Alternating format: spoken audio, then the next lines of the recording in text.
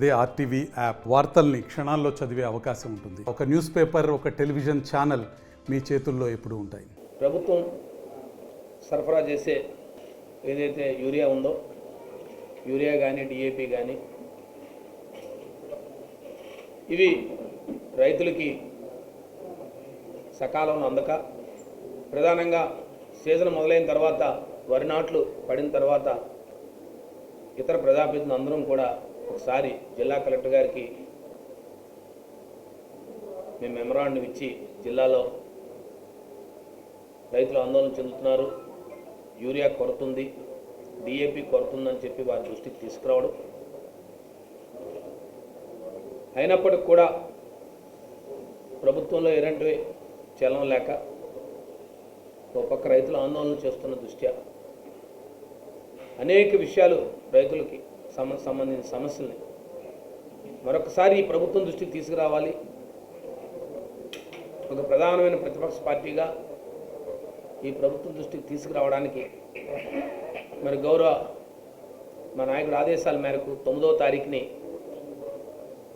అన్ని revenue division కేంద్రాల్లో ఆ పరిధిలో ఉన్న ఆ నియోజకవర్గాలకు సంబంధించి ముఖ్యంగా రైతులను సమన్వయపరుచుకొని రైతులు, ప్రజాప్రతినిధులు, లేదు రైతుల సమస్యల పట్ల సానుకూలంగా ఉన్న రైతు సంఘాలు కానీ మేమందరం కూడా 9వ తారీఖుని రెవెన్యూ డివిజన్ కేంద్రాల్లో ఇవ్వాలని చెప్పి పార్టీ ఆదేశాలు జారీ చేయడం ఉంది. తదనుగుణంగా మరి విజయనగరం జిల్లాలో 3 రెవెన్యూ డివిజన్లు ఉన్నాయి. విజయనగరం, చీపురుపల్లి, బొబ్బిలి రెవెన్యూ డివిజన్ కేంద్రాలు. మరి విజయనగరం సంబంధించి విజయనగరం నియోజకవర్గం, అలాగే ఎస్కోట శాసనసభ నియోజకవర్గం, నెల్లిమర్ల శాసనసభ నియోజకవర్గం 3 కలిపి మరి ఎక్కడున్న రైతాంగంతో కలిపి ఇక్కడున్న మాజీ శాసనసభ్యులు వారి నాయకత్వంలో వారికి మెమరాండం ఇవ్వడం జరుగుతూ ఉంది. ఈరోజు రైతు పరిస్థితి ఎంత దీనావస్థలు ఉందంటే, ఓ పక్క రైతు భరోసా లేక ఈ ప్రభుత్వం ఏర్పడి సంవత్సర కాలం అయింది. సుమారు సంవత్సరం నుంచి 16 నెలల కాలం పూర్తి చేసుకుంది. గత సంవత్సరం ఇవ్వాల్సిన రైతు భరోసా 20,000 రూపాయలు రైతుకు ఎక్కడ అందలే. మీరు ఇచ్చిన ఎన్నికల హామీ అది, మీ మేనిఫెస్టో హామీ, మీ సూపర్ 6లో భాగం. ఒక సంవత్సర కాలంలో రైతుకి ఎక్కడా కూడా లే. రెండోసారి వచ్చిందంటే 5,000 రూపాయలు ఇచ్చారు,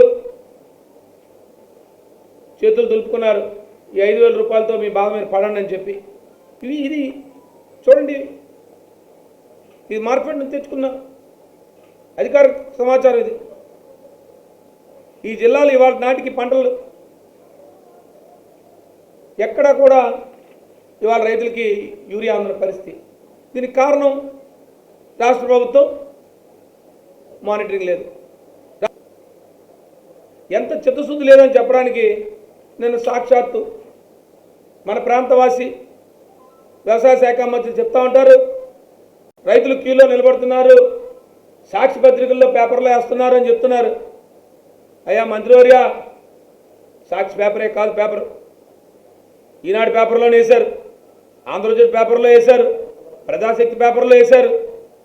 దానికి మీరు చెప్పే సమాధానం ఏంటి? మీకు రైతాంగం పట్ల మీకున్న చిత్తశుద్ధి ఏంటి? వారి మీద ఉన్న గౌరవం ఏంటి? అంటే ఏం చెప్తున్నారంటే, భోజనాలు నిలబడితే క్యూలో నిలబడతారు కదా ప్లేట్లు పట్టుకొని, ఆ మాత్రం రైతులు క్యూలో నిలబడరా? ఎందుకయ్యా నిలబడాలి? ఎందుకోసం నిలబడాలి? ఈ రైతాంగం అంటే ఎందుకు మీకు అంత చులకన? రైతు అంటే ఎందుకు అంత చులకన? కాబట్టి రేపు 9వ తారీఖుని ముఖ్యంగా ఈ జిల్లాలో ఈ నియోజకవర్గంలో రైతాంగాన్ని అందరినీ కలుపుకొని ఈ ప్రభుత్వం దృష్టికి మరొకసారి తీసుకొచ్చి రైతులకు సకాలంలో ఎరువులు అందించాలని, రైతులకి ఈ ప్రభుత్వం ఆదుకోవాలని ఒక ఆలోచనతో మరి 9వ తారీఖుని అన్ని రెవెన్యూ డివిజన్ కేంద్రాల్లో మేము ఆర్డీఓలకి మెమరాండం ఇవ్వడం జరుగుతుంది. ఇప్పటికైనా ప్రభుత్వం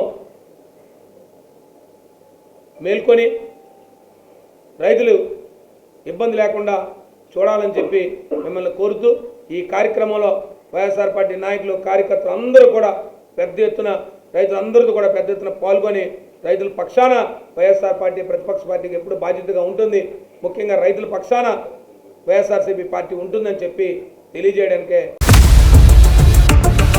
For latest updates on India-Pakistan tensions, download RTV Live app.